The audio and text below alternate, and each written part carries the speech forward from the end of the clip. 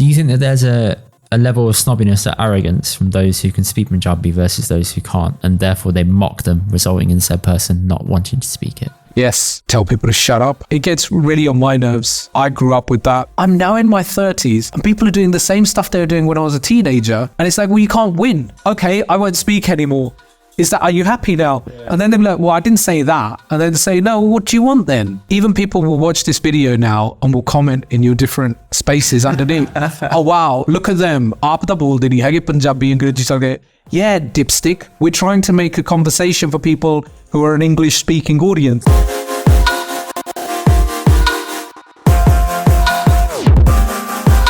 What's up, people? Welcome to this week's episode of the Indy and Doctor podcast, but we're in different settings, different place. I am here with the most appeared guest we've had on the podcast today. Wow. Which is Harvy Mander. Mander, damn it. So, yeah, man, thank you for having me here at your lovely headquarters. Nice. Thank you very much for coming down again. I'm honoured to be the most featured interviewee guest. That's amazing. Wow. So genuinely it's taken me aback. But anyway. Is it really? Yeah. It's not that bad. It's all right. No, it's a good thing. I don't generally get asked to do things like this a lot. So I appreciate you guys and what you're doing. Anytime. So let's kick this off. So you had a purpose why you wanted to have this chat today, because you guys are doing a lot of good work behind the scenes. Give us a bit of backdrop. Ironically, it's all about the Punjabi language. Ironically, because we're going to be speaking in English. We are. But hopefully we become clear why that's still relevant and needed. But it's all around the work that we do from the Sikh Education Council. Okay. I've got a Sikh Education Council bug on today. The work that we do around Punjabi language and trying to ensure that there's a development and a furtherance of education of the Punjabi language, and making sure that it stays prominent in people's lives, particularly in the West. But more so than that, like that's kind of a grassroots level. Beyond that, what the work that we try to do is in an academic field where all sorts of different, whether it's language or culture or different field of study, if it doesn't have rigorous academic study taking place around it, then it tends to die away or it tends to falter. It doesn't move with the times. It's not developed, doesn't get funding, doesn't get access in universities and spaces like that. So that's another space where we've really worked hard on it. And so when I reached out to you, it was because we host a Punjabi conference annually, an international Punjabi conference, which is held every summer in August. And we've now had that for the past 3 years running. It's now kind of embedded. It's going to be there every single year. And just such is my delay in communications with everyone, unfortunately including yourself, that it's now a number of months since that conference has taken place that we're sitting down to talk. But it was in advance of that I was thinking it would be good to actually talk about this and bring it to a whole new audience, people who are a lot younger, because when we tend to host this conference and other conferences like it and do any programs, it's people of a certain age, people of a certain generation, people of my generation, people in their 40s, but it's majorly people in their 60s and 70s who are there and in attendance and participating. And one of the things that I'd like to do is try to encourage people of a younger age to get more involved and become part of it. Okay, so would you say the purpose of the institution is to ensure that the Punjabi language doesn't essentially die out? Interesting question, because the premise of the language dying out is that there are no practitioners of it. Punjabi is the 7th most spoken language in the world. The idea of the Punjabi language dying is, to me, a non-starter. It's not going to die away for 2 reasons. One, there's that many people who speak it. And let's face facts, the vast majority of the population that speaks it is in the west side of Punjab, Pakistan. But that's still a huge number. And when you add it all up, the diaspora, people in East Punjab in India, and then all of us, it's a very significant number.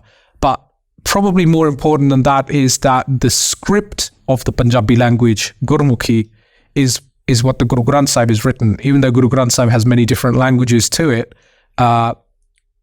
the script being Gurmukhi script, in my opinion, means that Punjabi will never die out. Because Can you explain to people the difference between Gurmukhi and Punjabi, just so they know? Because a lot of people aren't wise to it. No, of course. So a language has a spoken element, and then it has a script, the written element. Okay. And so when we talk about Punjabi, we're talking about the speaking element, how we speak to each other, converse with each other, how we hear that and interpret it, all of the vocabulary. When you now take that language in a written form, it needs a script, and hence that is the Gurmukhi script. You can write the English language in the Gurmukhi script.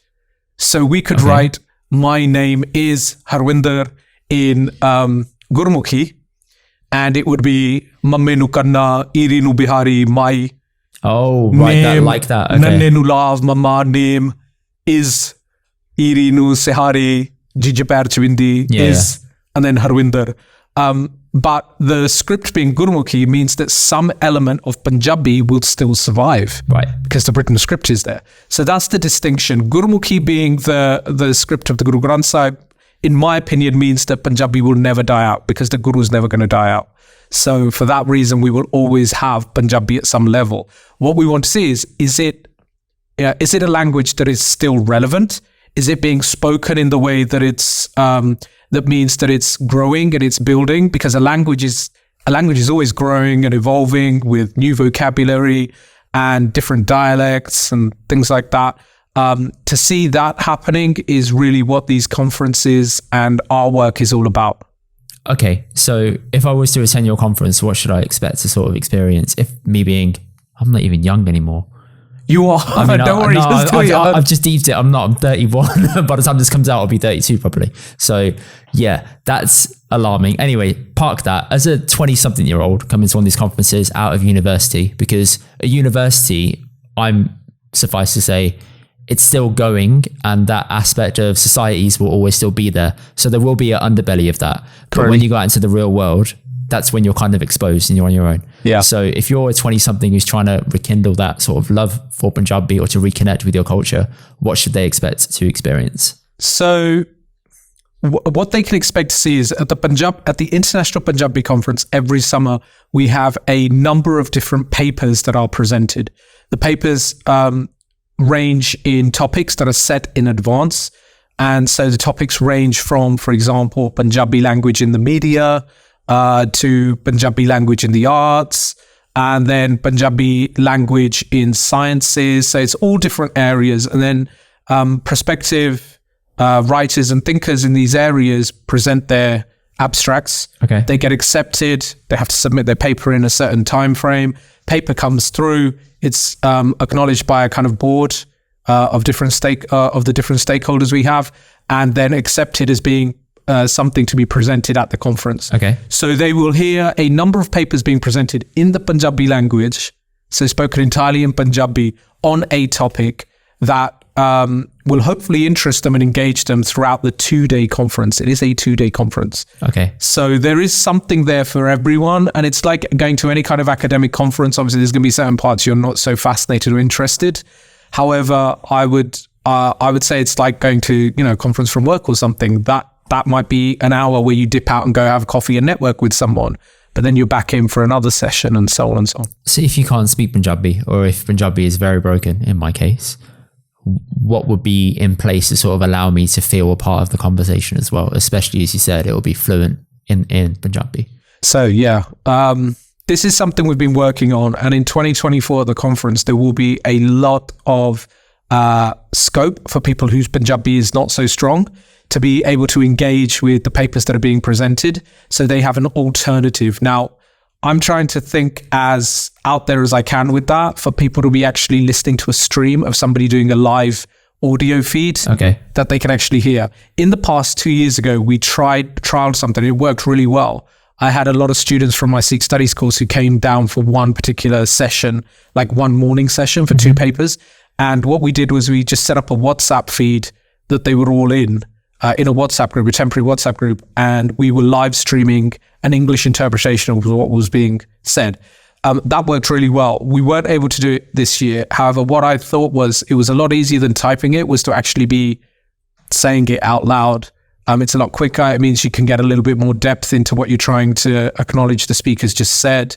And it's the kind of thing you see, you know, in the United Nations. I was about to say that, yeah. So in the UN, they all have like a headset on, and then that feeds through a translation of what someone's saying in the native language they all need to hear. That's it. So in 2024 at the conference, we will try to have something like that in place. I can't promise it and guarantee it, but at the very least, I'm still going to go back to the WhatsApp, if nothing else. Yeah. And so I'll just be furiously away, typing away an interpretation and putting it out there. I tend to take on those tasks myself because I don't really trust anyone else to do it. But you have that problem as a person, yeah. Yeah, exactly. But if we can get somebody else who's willing to do it, we'll probably split it up between us quite a bit. The good news is, because we've now got the conference is now so embedded, people who are presenting papers know that their papers have to be in on time, which means you get an early look at the paper and you already work out what's going to be said. Now, when they're presenting, nobody's allowed to just read their paper. So their presentations are slightly different. But it's the same points that you read in the paper, and you can take out certain bits of vocabulary that you don't understand in advance, check it out. And so that will be available to people on the day in English. Okay. Hopefully. Fine. All right. So I would add if I can. I think it's a great thing to come to, which is the reason I'd reached out to you in the first place, wanting to try and market it to a younger audience. By the way, I know you said park it, but the idea is it's a younger audience. It doesn't have to be completely young. And I still count what, 60s and 70s. Is that younger than, you said that, right? Younger than 40s. Okay. So I'm in my mid 40s. I see anyone under the age of 40 as being younger. Okay. And, you know, whilst you said yourself, jokes aside, you know, 31 is incredibly young, especially when you're in your 40s. When someone's 18, 31 is old. It's all relative, isn't it? Yeah. So from my point of view, I just want to see a younger audience who are interested coming, not coming for the sake of it. We did have a lot of younger people there, like Sidhu, I mean a lot. I mean, it was like about 20 to 25% of the audience was in their 20s and 30s. Okay. But they were people who were there not because they wanted to be there, but because they're children of people who were organizing. They were there because they were there with the speaker. Right. They're kind of being dragged along. Maybe 2 or 3 of the people in their 20s or 30s there were genuinely there and interested in the papers that were being delivered.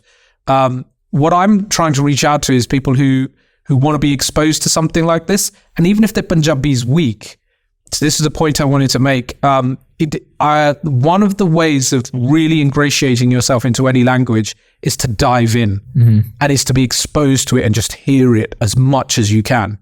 And so we're better than to do that than on a 2-day conference where everybody's speaking Punjabi nonstop. What's the appeal for the speakers for a person of my age to actually attend? What are we going to get out of it, aside from obviously hearing someone speaking Punjabi in an academic sense? What kind of papers are being spoken about, or what kind of info is going to be presented to us that's going to keep us engaged the whole way through? So there's always a number of papers that are providing an insight into Punjabi language makeup, etymology of vocabulary of different words, their origins, how they've come about, how they may have evolved over time, what they are.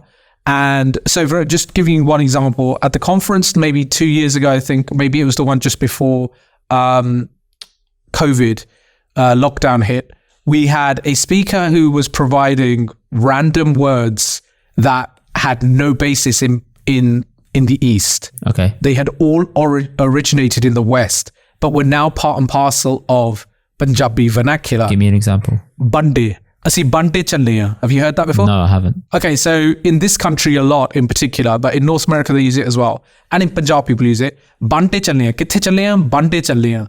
That means you're going away on like a overnight stay or on a holiday. Interesting. Bande comes from we're going away for 1 day.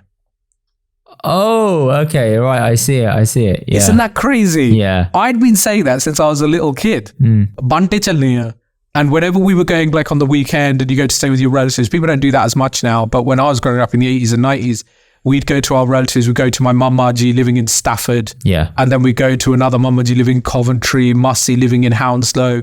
And you take like a little chula with your kushara and t-shirt for the next day and koti and whatever. And we'd be staying there. And you say, see, bande challe. And I never knew. It's a completely made up word in English, 1 day. And one of the speakers was presenting that the origin of words that have become part of Punjabi vernacular, but their origins are actually in the West, not in the East. Okay. And so it provided a whole load of words like that. That was a fascinating talk. That particular session, I remember, that was one of the years where we had a whole bunch of Sikh studies students there. And so they were all sitting there like absolutely riveted throughout the whole of it. That's interesting. Now you've said that, that sounds more appealing. Yeah. Another part is also Punjabi singers have actually started embedding a lot of English into Punjabi now. Mm-hmm. So therefore that English is starting to be added in. And I'm hearing words and I'm thinking, what's that word? And I said to my wife, what does this word mean? She said, it's this in English. And I thought, no. And she said, play it back. And all of a sudden I'm thinking, I would never have thought that. I thought he's just saying a new word that I've not heard and I need to go away and figure out what it is. And I'm sure that's happened to a few people that have been caught and stumped out by things of that nature. I'm sure. I mean, I've kind of been told off a little bit because I keep repeating the Sidhu Moosewala trope. No, but it's true. Sidhu Moosewala has helped many, many people in the West, in particular young people, have an attachment to the Punjabi language because they became so enamored by his music and they would know the lyrics like you do of your favorite rap star anyway. And so much of it was Punjabi. Now, rather than look at it with the glass half empty, which some people do, that, oh, he's bastardizing Punjabi, there's too much English in there. I looked at it as, well, there's kids who don't speak a lick of Punjabi who can now regale to you whole verses of Punjabi lyricism but on the back of that. And so rather than just look at the English side of it, look at the Punjabi side of it. There will be, at least in 2024 in the conference, there's going to be a paper that is relating to that. Punjabi language and lyricism. It's one of the topic areas. That would be really good to hear. And it's about Punjabi language and lyrics and what it looks like today. I can't say what kind of paper it's going to be. Maybe one that's attacking it wholeheartedly, but that's the point of a conference.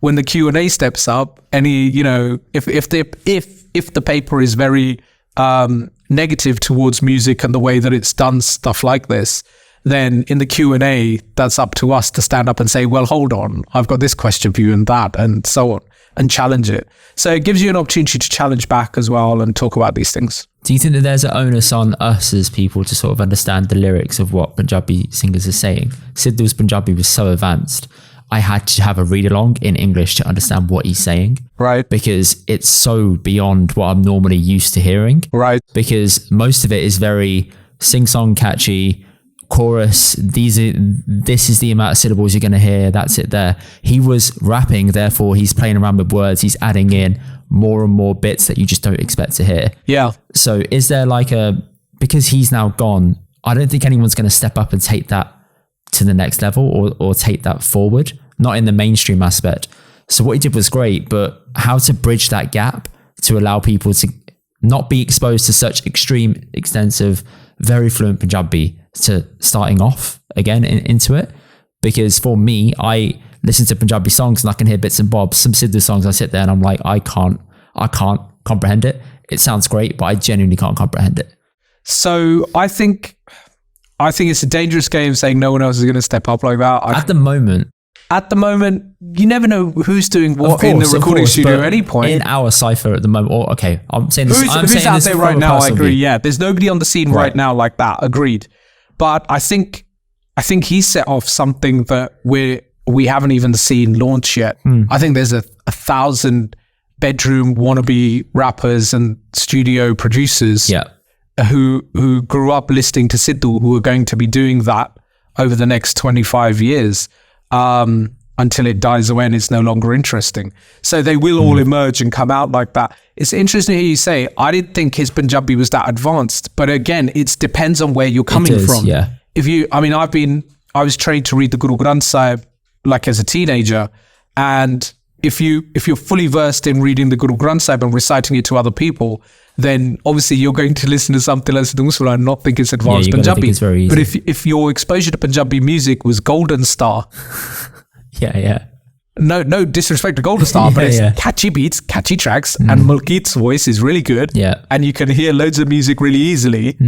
And it's easy to understand Punjabi. Then obviously it's going to be a different kettle of fish when you hear Moosewala talk about some very serious topics with some very detailed language. So I think it's one of those kind of things where we need some aids to go through different things like this. Yeah. The conference definitely will have papers that are very highly advanced, and people speaking Punjabi who don't, people who speak Punjabi regularly understand it fully are sitting there saying, what did he just say? Or what did she just say? So you do have that aspect of it. And you have that particularly, I find, in literature. So this is another area of work that we're trying to do at the Sikh Education Council, of getting people to appreciate and understand Punjabi language literature, which, and you have to build up to it. So you start with something very simple and then start reading other works of fiction to build up your vocabulary. And that's something we're trying to work on in advising what kind of books should be read, how we can start book clubs to read these. And that can really help improve your language appreciation, your interpretations of things. And so it means you then don't have an issue like we have at the moment, where you've got to follow along with something like Sidhu Moosewala and have a real hard time doing so. So if Punjabi is the 7th largest language in the world and it's still growing, I think it's the 7th. Yeah, it may have been higher now, by the way. Round about that. Why is there such a fixation with my generation or the generation above us who are saying Punjabi's dying, Punjabi's dying? Why do people keep pumping that or hitting that drum as loud as they can? I would guess there's a number of reasons, but probably most prominent, I think, is that we are a very negative community in that sense. Well, I think we really, at some point, because of a lot of things that we've faced over the last 50 to 75 years, and we've seen so many, let's just call them defeats. I don't personally see them as defeats, but because we see a lot of things changing, starting with partition of Punjab, and then you go through the Punjabi Suba Lehr, Punjab Reorganisation Act, the Punjab becomes this small diamond shape, Lenda Punjab stays where it is, and Urdu becomes prominent language there. Punjabi language in the east gets trampled down even more, and Hindi and English is brought to the fore. Then you have the whole dharmic kind of side of it with the events leading up to 1984, and then you've got people moving to the diaspora. I think all of those negative attacks lead you down a road where you just think we're constantly under attack, we're besieged, and so you throw out a lot of these tropes. That's all they are. Punjabi language is dying. As I said, I don't foresee an era where Punjabi language can die when the Guru Granth Sahib is written in the Gurmukhi script. It's not, I think things go in peaks and troughs. Life is always in peaks and troughs. So if we're in a downward spiral at the moment with the Punjabi language, don't worry, in a few generations it will pick up and become just as strong. You don't know where that's going to come from. I never foresaw that a guy like Sidhu Moosewala would come onto the scene. And would have millions of little children running around the world singing Punjabi lyrics. I've got a nephew who's moved to England. He's about 4 or 5. Mm-hmm. The only artist he ever wants to listen to is Sidhu Moosewala, and he's from the Bind in India. And there you go. Only artist he wants to listen to. No one else. Doesn't care. And I'm thinking, you're really young, right? Yeah, 4 or 5 is really young. Okay, but he's massively. I mean, that's what I'm saying. You never know what's around the corner, and so beyond that as well, I think the issue we've got is Punjabi. Any language is you as the people whose that language has originated with are only the custodians of that language. It doesn't belong to you. You're the custodians of it. What do you mean by that? Go on that. I speak the English language. It's my main language. It's my primary language. It's the language of the land that I was born in. And it's my language. Mm-hmm. But most of the world might look at that and say, well, it's not your real language, is it? Well, why not? It's not. It belongs to the English people. If I don't identify as English, or if I do identify as English, means nothing. It's my language. And the English people, if you like, are only custodians of that language. Most of the world speaks at some level English, just purely because of the way that it's proliferated around the world through culture and business and everything else. Or colonialism, but yeah. Yeah, whole thing. But if that language they are only custodians of it. It doesn't belong to them. The rest of us can take it on and do what we want with it. Hence, we can invent words like Bande. Right? Yeah. As in Bande chale. We can invent that and do that because it's part and parcel. It becomes our language too. In the same way, Punjabi language does not belong to the Punjabi people. They are custodians of it. They have the most responsibility to respect it and advance the language and have proprietary over it. But it's not their language. It belongs to everyone then. And so with that in mind, who knows what's to come? Maybe a whole generation of children in West Africa are going to become fans of the Punjabi language for some reason and suddenly take it on and start learning it and ingratiating themselves in it. We've got plenty of white YouTubers who speak Punjabi language and do so really well. There's a guy that I had host Capital Bhangra competition 10 years ago now, Stephen Gucciardi, who is a almost native speaker of Punjabi language. Is he the guy who's on Brit Asia at the moment? I don't know. There's one guy on Brit Asia who's a white guy who's very fluent in Punjabi. I still don't know the TV, mate, so I have no idea. No, I see him on clips on Instagram and stuff, and I look at him and I think, fair play. There's you quite are a doing few. a lot of our best. Yeah, there's no shortage. There's quite a few. And I remember even 10 years ago, so Stephen Gucciardi, I think I saw first on some YouTube clips with Just Rain. Okay. But I remember Just Rain always had one or two random white people who would speak Punjabi. Yeah. And then there's a few actors who do it now and other people. I kind of seem a little bit despondent about it because it's that standard, here we go, here's another white guy who speaks Punjabi. Yeah. But the point I'm trying to make is languages, you can't control how this goes. By you feeling that way is probably how some English people feel about us speaking Exactly. English. So we can't feel that way. Exactly. It teaches you to shut up and get over it. Yeah. Like I might feel a bit, because I want to see others doing it as well. But I'm definitely not down on it. Like in that sense, they were glad they're speaking it and they should continue to speak it and keep celebrating it. But I'll give you a better example is K-pop.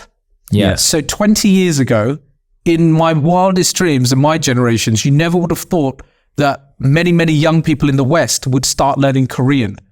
Yet in 2023, the number of young people in the West who now know Korean because of K-pop is phenomenal. It's crazy. And so these are things we can't control. They just happen.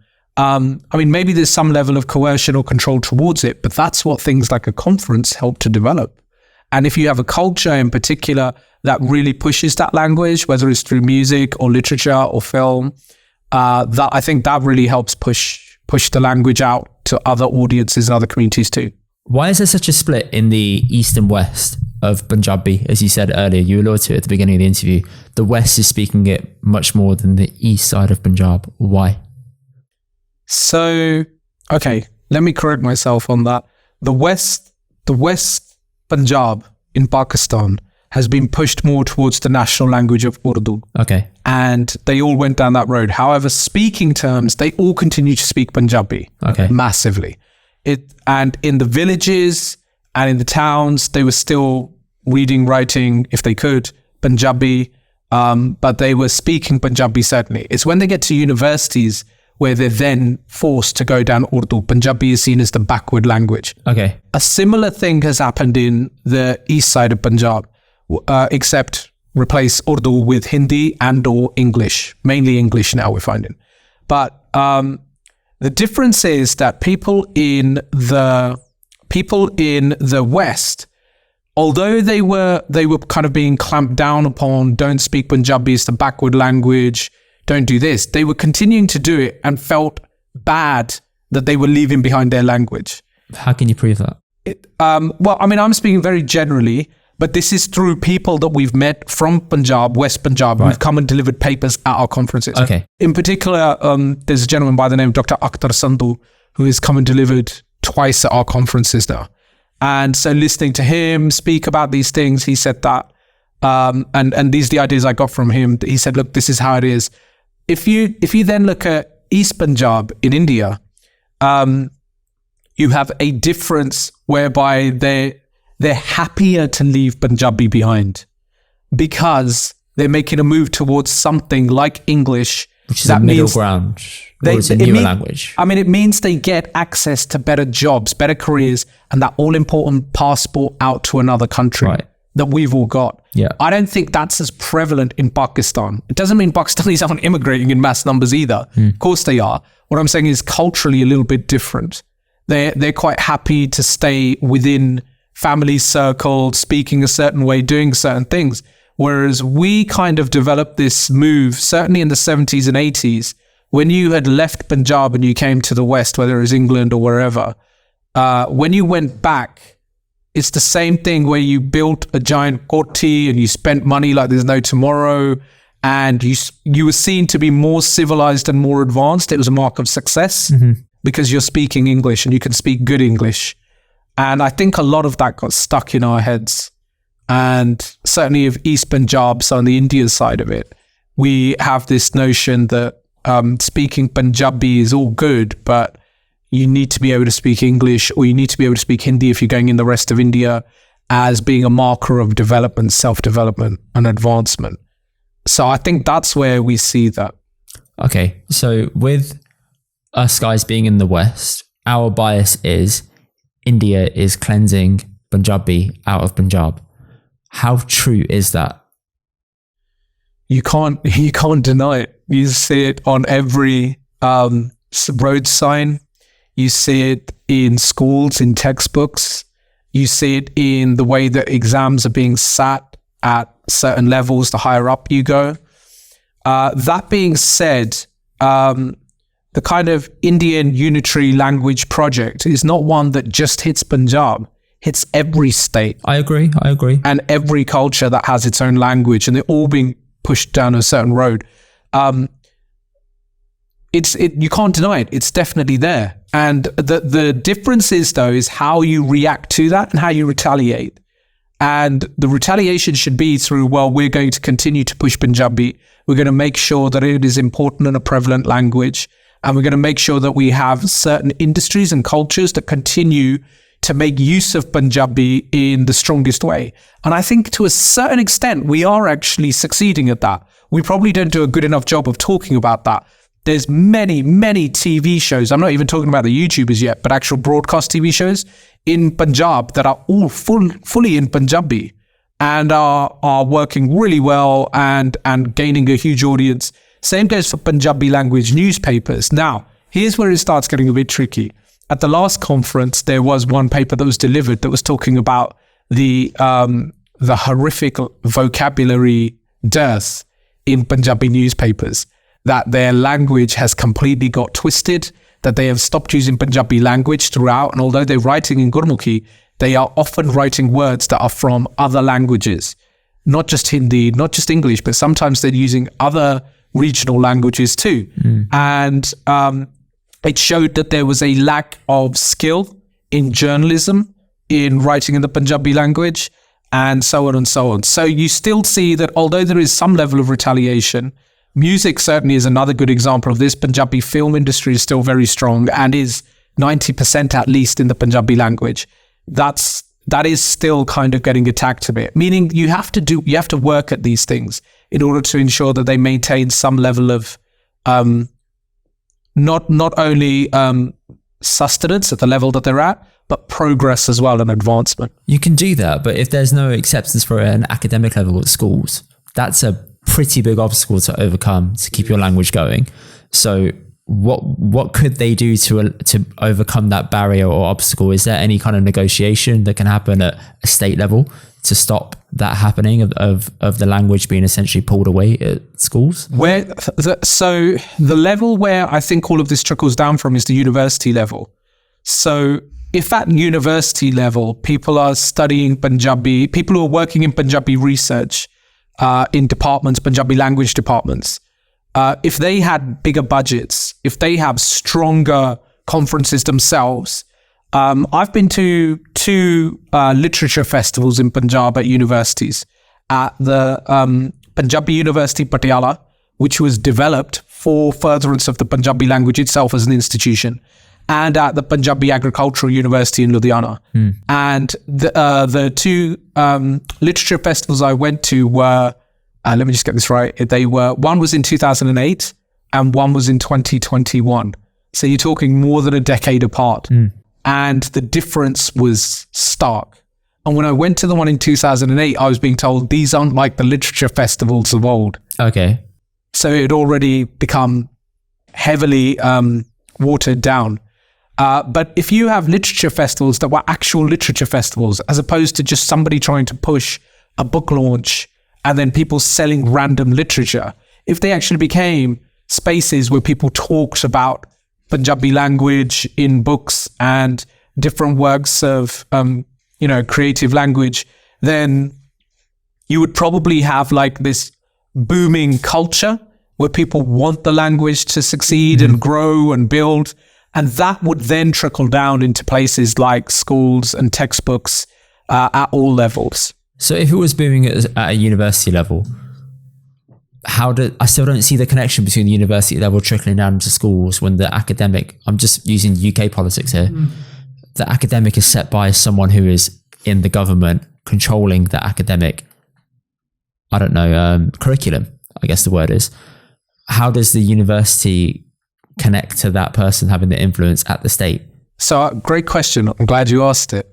How, even in this country or in India, it doesn't matter. How does the education minister and all of their advisors and civil service, where do they get their advice as to what to do something in or what particular language? They get it from experts. Who are the experts? University academics. University academics, okay. Think tanks and academics determine what's going to happen, except they're working on something that might not make it to ground level for 3, 5, 10 years. Depends on the think tank. Depends on the think tank. There's some dodgy think tanks out there that have other political, what's the word? Motivations, I guess you could say. Yeah, indeed. Yeah. In this sphere, if you have a strong academic base, if you have strong university institutions, higher education institutions, then that will trickle into everything because their expertise will be so influential and so forceful that it doesn't matter what a politician is hearing from Delhi or from the UN or anywhere else. They have to do what the local knowledge is telling them. So they don't receive that. That's the problem. By saying this, are you insinuating that that's not happening at the moment in Punjab? No. Every single university is being... their budgets are absolutely destroyed. Right, that's why. Their budgets are destroyed. University professors get to a certain level and then are told what to do as opposed to having some level of freedom to actually explore and engage in research and do things. Universities are not universally bad because, they've just given up and they're not doing anything. Part of it is a political agenda to clamp down upon universities. Part of it is a huge brain drain of people with actual nous and intelligence who left the country. But the major part of it, like I said, is red tape, bureaucracy. And that prevents somebody from furthering their, kind of agenda, which would help the Punjabi language. That doesn't mean there isn't some success. There's real pockets of good work that's being done in different areas. For example, there's a team working on technological advancement of the Punjabi language at Punjabi University, Patiala. They did phenomenal work, absolutely phenomenal work. And they set up this website that all your viewers hopefully will now go and check out called Punjabipedia. So Punjabipedia is an online encyclopedia dictionary for any term you want to find in the Punjabi language. And you use the... Why haven't we come across it to date? Because the university has zero marketing budget. That's why, okay. Is there SEO on point? That's the question. That also, you may find here's another point. You may go to the website and think this is really clunky, this is really slow or whatever else. But hence, that's where it comes in. Well, unfortunately, because they don't have the budgets or because they're being clamped down upon politically by the state, they're not allowed to advance or whatever it is. Maybe people like us need to give them a bit more support and help and say, hey, did you think about maybe your website could go into this particular format of technology? Would be a lot faster and easier to use. Yeah. Or I've gone into the back end and seen how your servers work just by looking at the web source and stuff like that. And I think you could be on a faster track if you went here. Okay, your university can't afford that. Maybe we can help set up a mirror site and just set it up for you in the West. Things like that could really help advance and develop this. But the Punjabipedia site is great because it points to a number of different dictionaries, not just one, to give you an interpretation, and everything is referenced. So if you look up a particular word, you'll get here's a definition of it from this particular dictionary in this year's edition. Yeah. And then this one. So if you don't know who does, but if you don't know what this dictionary is or that encyclopedia. You just look at the year of publishing and you'll start being able to work out, oh, this is like real old Punjabi, or this comes from this generation and so on. So it's a fabulous site. So there's pockets of success like that. Similarly, at the World Guru Granth Sahib University, which was a university founded by the SGPC, there's a great kind of department working in Punjabi language with old manuscripts. But again, they're very limited in how much they can do, how many research. I mean, what happens in universities elsewhere? You'll have research scholars and you'll have people doing PhDs who are doing half of the work in research and putting things out there and working under professors and other leading members of a department. They have very limited scope for that. And so you've got a professor who's got to go and lecture a first-year undergrad, then dealing with a bunch of master's students, then dealing with a PhD student, and then running around in a library to go and explore all these manuscripts. How much time have they got? Yeah. And they're doing all this on a salary that, there's going to be taxi drivers making more than them. It's how you expected to push this at that time. So coming back to where we started, you could see why somebody might look at this very negatively and see the Punjabi language is going to die out. Yeah. Whereas I look at it and say, well, I don't think the language will die out, but certainly the advancement or the furtherance of this language and the way that we could have it in the world today is going to need some form of serious intervention. So from up to now, you've kind of said outside of Punjab, it's growing. In Punjab, it sounds like it's shrinking. So that's a big disconnect there where we're thinking, hang on, the motherland is actually washed away, but outside it's therefore still thriving. That's very confusing for people to get their heads around, hence why they are probably catastrophizing a little bit. Yeah, for sure. The thing is, though, those people who are still losing the Punjabi can still speak it 1 billion times better than the rest of us can. Yeah, because they're speaking it on a daily basis and they grew up in it. And so that's where the disconnect falls down a bit. If you've born and raised with something, it's always going to be a certain way for you. So, for example, take our way of speaking. You speak a very well-spoken, prim and proper English. Depends on who I'm talking to, but yeah. Exactly. That's what I hope you were going to say. I didn't realize you were going to say that, but it's true. Yeah. Depends on who you're speaking to. When you're with your friends from the university you studied in a certain part of London, all the bruvs start coming out. There you go. And language suddenly changes. When you're speaking to me, you're speaking the English of the Indy that I knew that a little bit of a mix. Went to a certain school. A little bit of a mix. Yeah. But generally, because we know we're on a podcast and we're trying to make sure that we're as communicative as we can and expressing ourselves as concisely as we can and clearly, then you go back into Indy mode that went to a certain school. It's true. Came with a certain upbringing, right? I'm the same. So I came from a place where we said Hertfordshire, and people used to laugh at me and say, "Do you mean Hertfordshire?" I was like, "Hertfordshire," because that's how we were taught to say it at school. Yeah. And home counties English is like that. But put me in Southall, in my home bread and butter. Butter suddenly comes out, and I'll be in Southall all day long, chatting it like this and going off on that. That's how your language will chop and change. Now, the people in Punjab will speak Duabi, will speak their way, Majils will speak their way, Malways will speak their way, but their Punjabi will always be second to none because it's what they grew up with. So hence, like I said, that disconnect, even though it's disappearing, there's some of they can't ever go away from it completely. It's what you grew up with. How do you lose your language that you grew up with? But then there is a kind of onus put on the parents. So for example, one day, hopefully I have kids, and with that, I'm thinking, me and my wife, we don't speak Punjabi that well. She understands it perfectly. I even said to her yesterday, you can karaoke pretty much any Punjabi song you want to by heart, but you cannot speak it, because she says, I know, it's crazy, isn't it? But I think that's more a confidence thing personally, because she's not been encouraged to speak it correctly, or she's been knocked down anytime she has. So she just leaves it. Right. But with that, there is a kind of arrogance where parents are saying, you're not speaking it properly, stop. And then they're not pushing the encouragement. That's one problem that our elders had to us, which is therefore washed it away. But because we've been washed away, we don't want it to go away completely. If we try and get the kids to speak it by sending them to classes, etc., they've not got a playground to use it within, because it's not going to happen at school. It's not going to happen at home. It's only going to happen in Punjabi class. So it's not going to thrive. It's just going to be a flash in the pan and then it's going to disappear again. So the question is there an onus back on us, the ones in the middle who got pushed out of it or didn't enjoy it anymore, to relearn it and continue it so that it doesn't leave the next generation? I think if you want to, then you should be doing it. Mm-hmm. I don't think everyone is forced to have a responsibility to do anything in life. If you're the kind of person who is watching this and thinks, well, why should I have to do this? If I want my kids to do it, they'll go to a school and do it. I don't care. It's not for me. Then fine, don't do it.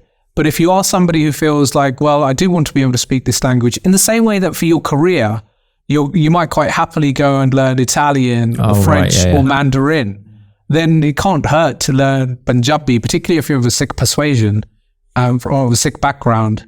Then you'd want to have some level of Punjabi vernacular that you can converse in. So for that, I would advise, the onus is on you to go and learn it a bit. Now, here's where the problem comes up. How many Punjabi classes do we have for adults? Very minimal. Yeah. But we do have some. Satul Singh Sabha, we've got 2 adult classes that run every week. However, I still don't think that taking fully grown adults who are professional, who understand how to do things, and putting them into an environment that's made for children is the best way to learn a language. There's little books. That's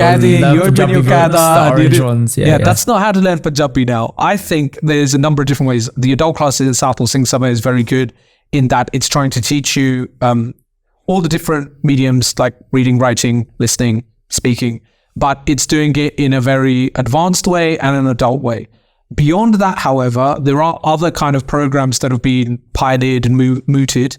One that we've got at the Sikh Education Council in a brand that we've got known as punjabazad.com, it's a whole website, is to have a weekly conversation where you are forced to speak in Punjabi. You have a 20 to 45 minute conversation with up to 4 other friends. You gather yourselves. There are 3 topics. Each week, the topic is kind of slightly different, but it's set for you from the website. And we add 12 words of vocabulary for you to include as part of the conversation. We write them in Punjabi and we write them romanized underneath if you can't read that. And we have a little play symbol next to it so you can hear it being spoken in a sentence. And we found phenomenal results with that with our pilot during COVID lockdown. People who sat around, the nucleus of the group has to be 3 to 6 people. It really does have to be facilitated by someone who's able to step in when people's Punjabi falls down a bit. But you are forced to try and speak every word in Punjabi. Where you can't... That makes me so uncomfortable. But where you can't, you replace it with the English word however you want to express yourself. But what happens is you do that. By about 3 months in, your Punjabi has gone from here to there. And then, it doesn't help you with reading and it doesn't help you with writing. So it's a start. It helps you with the most important part, speaking and listening. Because I can read and write it. There you go. But that's the other part of it. Well. So the speaking is the main part, whether you can read or write or whether you can't. Punjabi is one of those languages that is all about attitude. Punjabi language is attitude. If you don't have the right attitude, your Punjabi's not going to be great. And so what is that attitude? It's not the stereotypical, really forceful and, masculine and blah, blah, blah. What it means is that you really express yourself and you're part of the conversation. Punjabi is not a language where you're speaking it and you're looking that way. You're engaged, you're passionate, and you're... Some say it's aggressive. That's what I mean. I think that's a stereotype. The aggressiveness comes through because not every conversation is aggressive. You could have... we could have a conversation in Punjabi now and we're looking into each other's eyes and talking and we're very passionate about a topic that we're talking about, like Punjabi language. And we could have the whole conversation in Punjabi. The attitude is that we were engaged in the conversation. We were really there in the moment. That's that part of it. But people did feel uncomfortable in the pilots that we put out and they were forced to face that uncomfortableness and get over it. And the beauty was nobody's watching, nobody's recording it. The 3 to 6 people in the conversation are your friends. So you were all in the same boat. Nobody is judging anyone else. And it just really worked. So we're trying to put that out. The problem we've had is that we did put it out publicly and now we've kind of held back a bit, although starting in 2024, we're putting it out again every single week. We have no facilitators. You need a lot of facilitators then. And now we worked out a system where we think we can bypass facilitators and you just do it. And it's a feedback system. So it means more work for us, But when you've had your session, you just write down a word you didn't know, send it to us, and we try and email you back and tell you, well, this is what that word is. But again, we're trying to push people towards things like Punjabipedia and other online resources that you can use. There's this Instagram account, Learn Punjabi. They're great. Yeah, I follow them on Instagram. I'm exactly. a big fan of their work. So we're trying to move with the times. But they're very playful and they're very on point with the stuff that they do. And it's a little bit cultural. Yeah. But I like what they do because it's packaged in a way that's digestible for people to just engage with. So this is what we think the way forward needs to be. You look at a multitude of resources and use all of them. Yeah. And so many people are on Instagram or TikTok. Yeah. Well, then expose yourselves to those accounts that are popular and find things.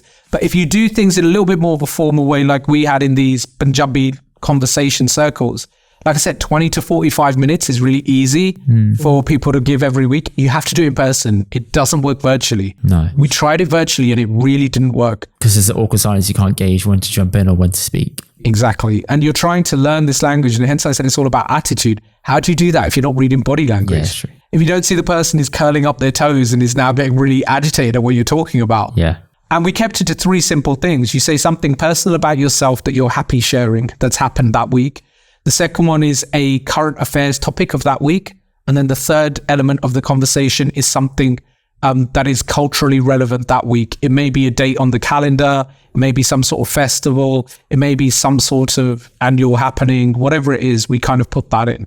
And so that weekly conversation, it was phenomenal to see people do it. And all it is it was taking this principle that exists in modern languages that you have to immerse yourself in the language in order to learn it. And it was a great way to do it. Do you think that there's a level of snobbiness or arrogance from those who can speak Punjabi versus those who can't? For example, those who can speak it look down on those who can't, and therefore they mock them, resulting in said person not wanting to speak it. Yes. How do you stop that? Tell people to shut up. Nice idea. That's the South of the cue out of it. Yeah. I could have used some more choice words. It gets really on my nerves. Yeah. I grew up with that and I thought I was a good Punjabi speaker. And then being told by people, "Tenu kari aundy hai Punjabi bolni." Even people will watch this video now and will comment in your different spaces underneath. Oh wow, look at them. Aap ta bolde nahi hage Punjabi Angrezi sarge. Yeah, dipstick. We're trying to make a conversation for people who are an English-speaking audience. The amount of abuse that I get in the comments of people saying stuff like, "This guy can't speak Punjabi," I'm like, yeah, I know. I admit it. I'm like, I've got no shame in it. I'll say it. But Gudden, credit to him, will try and encourage me to speak it, and I'll drop a little bit in here and there, and it helps. Yeah, of and course. When I'm speaking to him offline, he doesn't laugh at me. He's like, just correct that little bit, and you've said that right. And I'm like, that's it. He said, yeah. And I'm thinking, I thought I was just fluking my way through life. See, look, no, that's a good way. That's a good way of doing it. I don't know if hopefully this will make you feel better. I tend not to read any comments on any of the videos I've created for Najwandi. And the reason was in the early days when I was making cover-to-cover videos when we were introducing a book, the number one comment I was getting on this, like the first 4 or 5 videos, or maybe 10, I don't know, but the first few videos, the number one comment I was getting, "Punjabi ta bolo Sardar ji." Oh, okay. I thought, well, F you, mate. I can speak Punjabi. I'm introducing a book that's written in the English language for an English-speaking audience. So I'm making that video here. I then did transcend and make a few videos in Punjabi of Punjabi books. And I got a few comments on those. I thought, damn, I'm now in my 30s and people are doing the same stuff they were doing when I was a teenager. And it's like, well, you can't win. And so then all I realized, these people are trolls. I think that's learned behavior as well on their behalf, where they've had it happen to them and then they're just copying what they've seen or been taught. Yeah, maybe. I mean, never feed the trolls anyway. But in this sense, what I looked at it, I was like, okay, just ignore it. So yeah, it does keep happening. You need to ignore it. People will always try and hold you back from things. Even now, I think my Punjabi is quite good, but I get told all the time it's not good enough.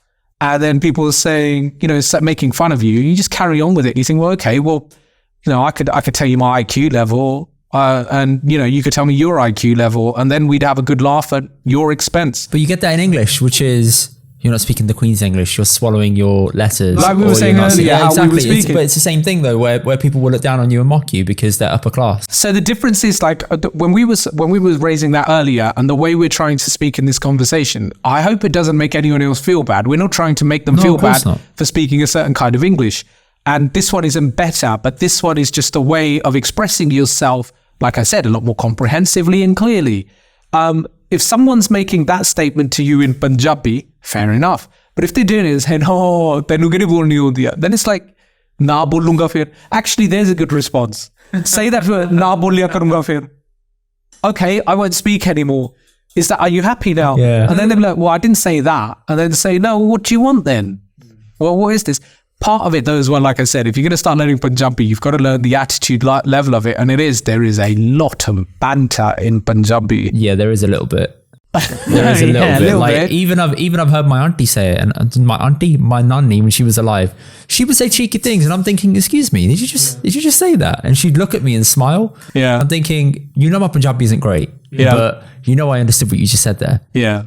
So yeah, there is a level of cheekiness within it and banter for sure. Massively. The banter is unbelievable in Punjabi. So with India and the rise of nationalism now over there, what do you think is going to happen in the next 5 to 10 years in regards to Punjabi language, but also Sikhs? Okay.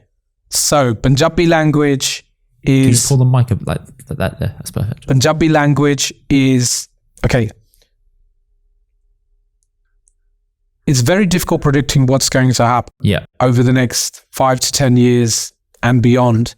However, in India, what you can see is that the Punjabi language is going to gain in strength.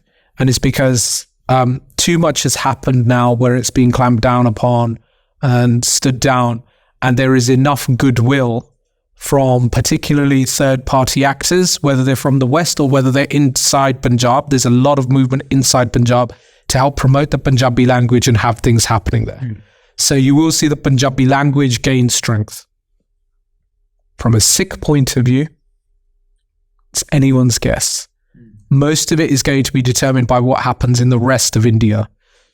From a Sikh point of view, we would do well to remember that Punjab is one of the places, probably one of the main places, but it is only one of the places where the culture is being moved towards a homogeneity of India. So the unitary Indian state, Hindi, Hindu, Hindustan. Manipur, for example, is another place like that. Manipur is going through a massive civil war right now. And nobody is even talking about it in our community because most people don't know about it. Manipur is on the East Indian side. And you will find that with many other places across the whole of the subcontinent. How India moves forward at a national level, what happens with the BJP and the Modi government will determine what happens to Sikhs in the modern India state and how much more they're going to be clamped down upon or not. I'm personally a little bit more positive in which direction I think it's going to go. And purely because I think the way that we've gone globally, I think India can't hide away from that. I think they can't back away from that. I don't think any country can.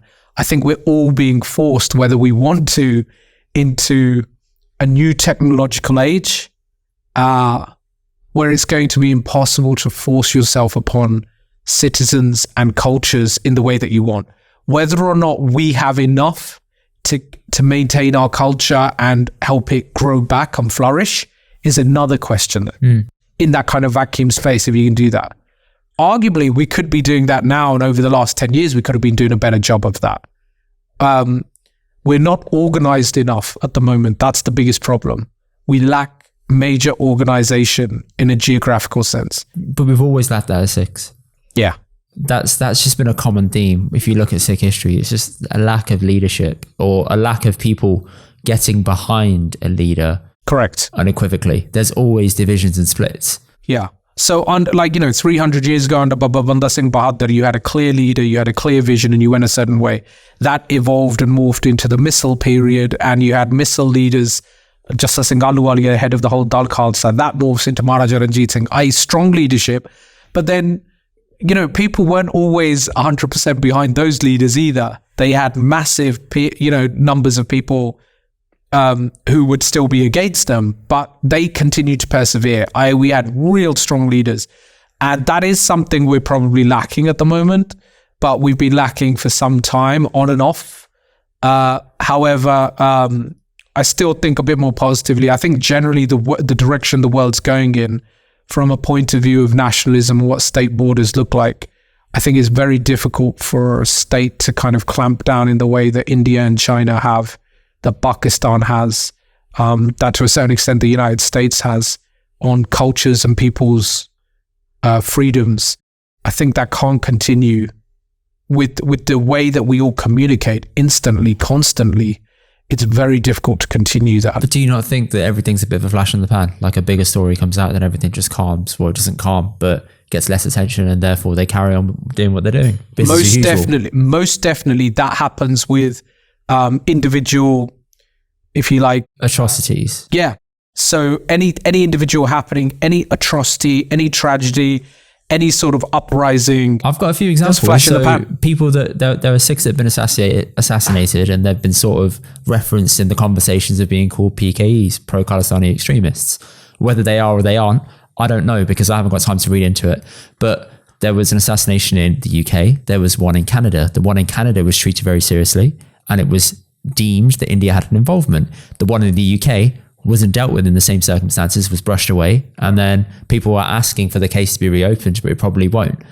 But again, flash in the pan, gone. Now let's talk about the bigger issue, which is the Israel-Palestine war. So it's very easy to just up and forget and move on, or free Juggy now, up, forget, move on.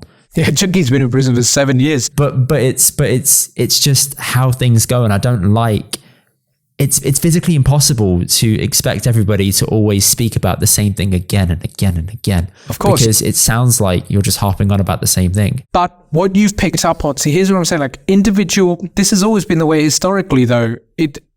An individual case, an individual atrocity, an individual tragedy, an individual uprising, whatever it might be, will generally be something that's here and then kind of dissipating and then gone, or maybe comes back into your knowledge center and into people's conversation. The big changes happen culturally if you don't let those things die, so they're still bubbling away. But more importantly, you look at the change that needs to be made. So here's the change, because you just raised it. PKE is a term that should not exist. How that term came into being is through academics and certain think tanks pushing that term. It is not a term that should exist. We should not acknowledge it at any level.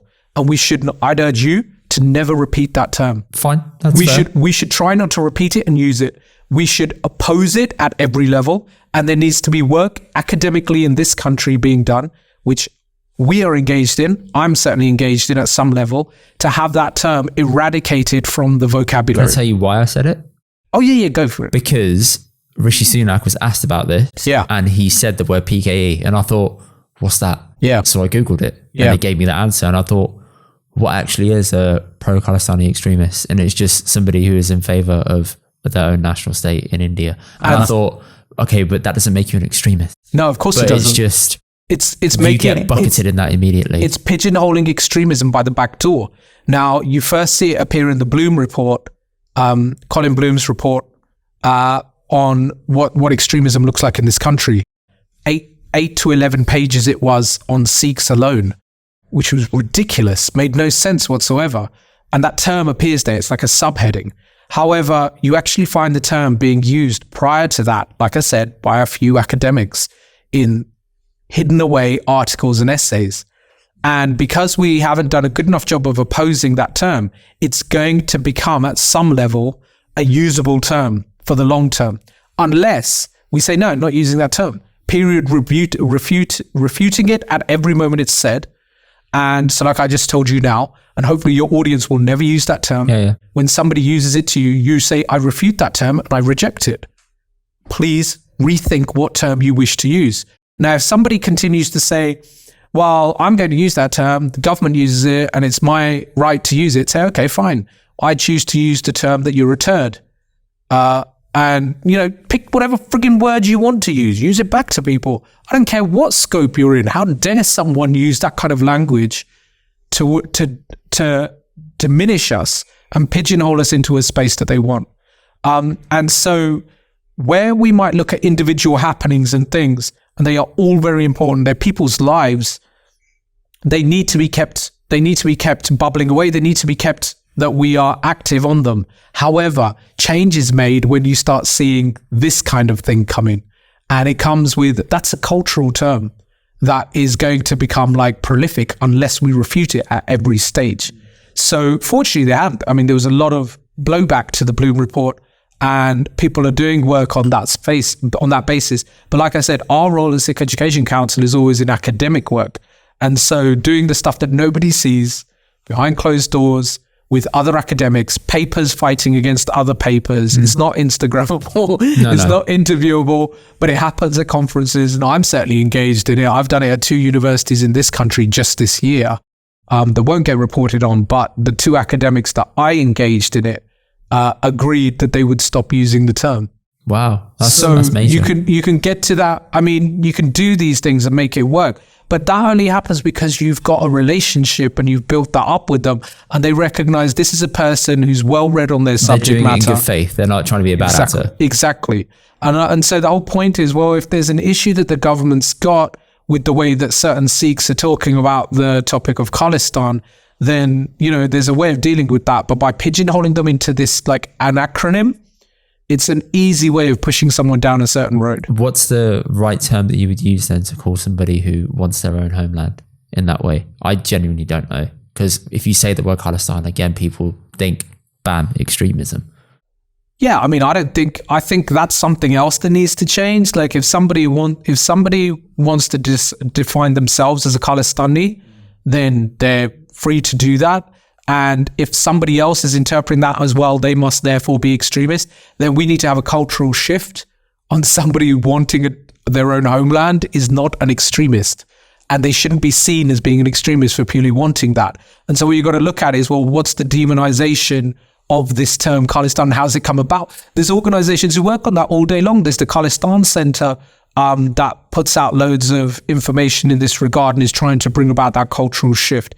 There's lots of work that's being done on that on a ground level and an academic level. But I think the problem with that is you're always going to have people who've built up over time a certain kind of demonization of a term and words like that. You see this in all parts of the world though, Harvey. You see it now in Israel and Palestine, where if you say free Palestine, it's you agree with what Hamas did. It's like, no, the two things can be separate. It's possible to hold two opposing views that can both be true. But people don't like that. So when you say Sikhs should have their own homeland, but it doesn't have to be called Khalistan, it doesn't have to have that name. They're like, but by saying you want your own homeland, you are Khalistani. It doesn't work like that. Discourse doesn't work like that. Right. But people feel like it is very simplistic. I mean, the answer to the question is really deep. I'm guessing there's probably a lot better people than me who've been working on it. But the idea is that we need to go back to at least actually engaging in conversation. Yeah. It doesn't really happen very often anymore. I mean, if you look at... we can engage in conversation as long as there is conversation held without it getting aggressive, without people becoming really firmly opinionated. Yeah. Because everybody right now in the world, I feel, if you have a conversation with them without building some level of rapport, everyone gets very defensive and they're not open to any ideas and they get very angry and they just think, no, this is the way, boss, get away, leave me alone. And that's not good for breaking people's own old ideologies that they hold really close to their heart, even if they are wrong. So let's look at, for example, like the United States has unfortunately been it's like a card that you can hold up to the rest of us. And the United States over the last 20, 25 years has become this very polarized country, people with different opinions. And so we saw that starkly in the last 5 to 8 years with Trump. Yeah.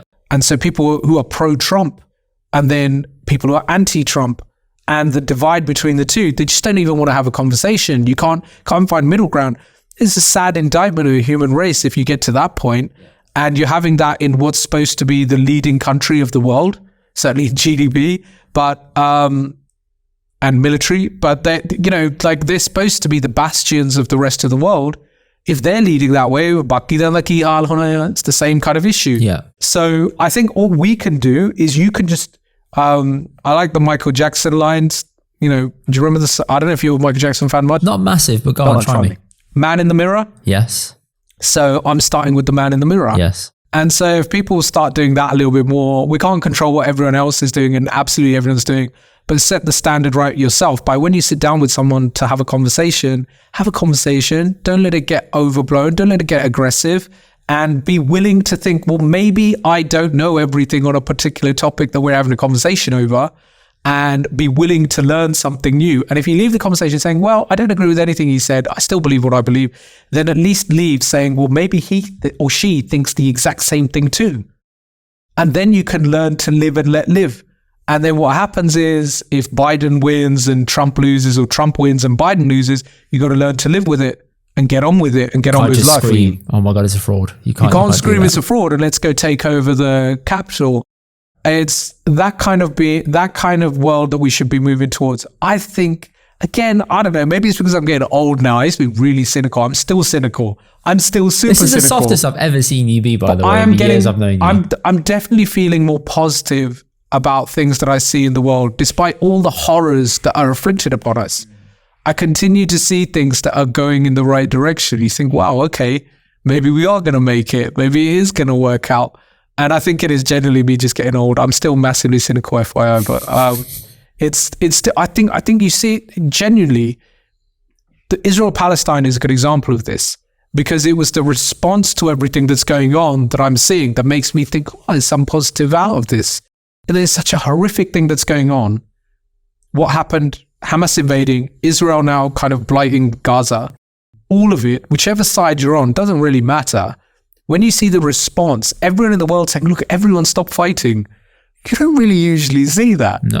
We didn't see that with Ukraine and Russia that much. No, you just saw anti-Russia. That's it, yeah. Right? You saw everything like laying on Russia. But here, for the first time, you're kind of seeing loads of people saying, please, can we all just stop fighting? Can everyone just get along? You kind of feel like that little kid who's at the wedding when Masi starts fighting with Boa, and you're like, "Sorry, we're here for a happy occasion." Yeah, DJ, quick put on Real Gaddi so we can all dance together again. Yeah. Like you get that feeling as a little kid again. I kind of feel like the world feels like that a little bit at the moment. Maybe I'm getting too old, but I certainly feel that way. I don't think it's that lack of positive. I genuinely do think it's my age, or not because of my age, but the more I read Gurbani, the more I realize Maharaj de hattan ch hai sab kuch, Akal Purkh de hattan ch hai. He makes everything happen the way it happens. And so if this is the way the world's going, it's fine. Ohi rakhi karda hai, it's not in our control. So if this is the way he wants it to go, it's all good. And he's not going to let it all fall apart. Or if he does, that's part of the divine design. So let it be. So I think the more older I'm getting, the more I'm getting a little bit more philosophical thinking about it. But if you take that approach completely, then you don't do anything. Of course you don't. But that's a conversation for another day about predetermination. Get myself on the 4th episode, yes? All right, deal. I'll take you up on that. All right. Harvey, thank you so much for this week's episode. Do you want to tell people how they can find you or find out more about the stuff you guys are doing? Yes, please. Get involved by attending the Punjabi conference or getting involved in it. Have you got a date? So we have... we run 2 Punjabi conferences a year, but one that you can attend in person, which is the one in August. It's taking place, I believe, 10th and 11th of August in 2024, but don't hold me on that date. Okay. The dates will be on our website, punjabiconference.co.uk, or our main website, which is thesikhway.com, thesikhayway.com. And all of our projects, we have over 25 projects that we're running at any given time at the Sikh Education Council. Right. We're all volunteers, so we do our day jobs and then come and work on this stuff.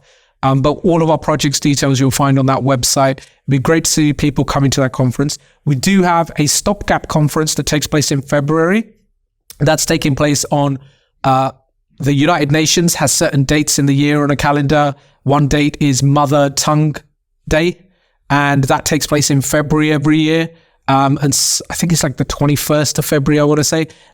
That mini conference that we hold is entirely run by the Sikh Education Council and is virtual. Okay. So again, you'll find details of that on our YouTube, on our website, thesikhway.com, but you'll be able to watch it live over YouTube. And all of the papers are delivered by speakers from mainly the Punjab, but a few from different parts of the world via virtual video. And via our YouTube feed, you'll be able to watch the whole thing. That's a good actual way to dip your toes into it, because you can be sitting at work and having it on in the background. With the translations? Let's see. It's a 3-hour conference. So it's like 11 to 2 UK time. And it can be watched on demand afterwards, I assume. Exactly. Fine. So when you watch it on demand, there will definitely be an English interpretation. Fine. Live might be difficult. Yes, I think it will be difficult. Because they're remote. Yeah, that's a problem. Yeah. Okay, sweet. Harvey, thank you. Thank you very much. Cheers. Thank you guys for watching. Check out the rest of our episodes here and don't forget to subscribe here. We'll see you guys on the next one.